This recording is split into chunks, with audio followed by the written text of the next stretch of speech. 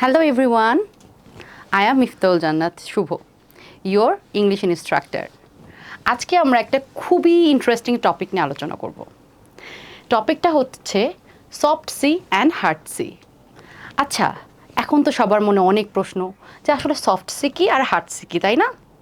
আচ্ছা, দেখো, কখনো সিকে আমরা বলছি সার্কেল, আবার কখনো সির সাউন্ডকে আমরা বলছি কি খ্যাত।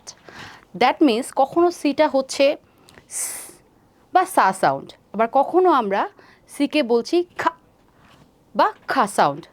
সো এই যে আমরা সাউন্ডটা বলছি, এই সাউন্ডের ভ্যারিয়েশনটা কেন আসতেছে, এটা একটা ইন্টারেস্টিং প্রশ্ন না?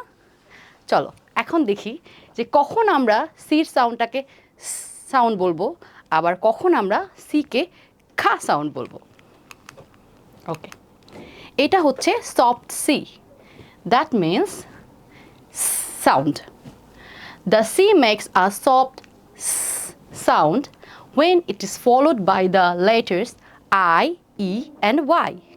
That means সির সাথে বা সির পরে যখন আমরা ই, আই অথবা ওয়াই লেটার বসাই তখন এটা হয় আমাদের সাউন্ড।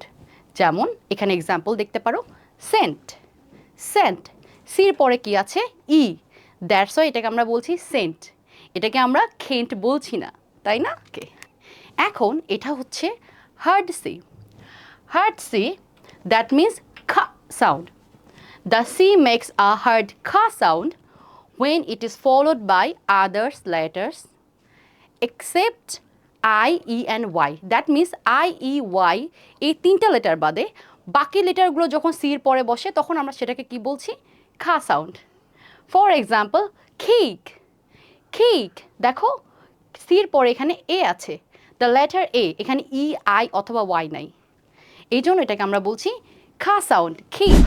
এখানে আরও কিছু এক্সাম্পল দিয়েছি তোমাদের বোঝার সুবিধার্থে। যেমন দেখো, cycle, soft c cycle, sound citizen, সির পরে আছে আই, দ্যাটস ওয়াই এটা সাউন্ড করছে citizen. And last one is circus.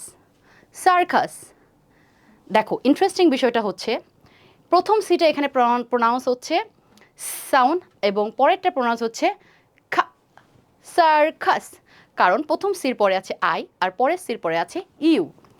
And for hard C that means খা সাউন্ড, ক্লে।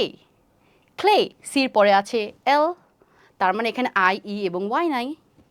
ক্যাপ, সির পরে আছে এ, আর একটা হচ্ছে ক্যাচ, এখানেও সির পরে এ আছে। দ্যাট মিনস সির পরে যদি আই, ই এবং ওয়াই থাকে তাহলে সেটা হবে আমাদের সাউন্ড, আর যদি সির পরে আমাদের আই, ই, ওয়াই বাদে অন্যান্য লেটারগুলো থাকে তাহলে সেখানে আমরা প্রোনাউন্স করব খা sound. Isn't it interesting?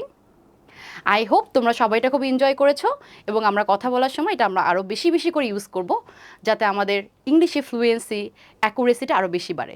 Thank you.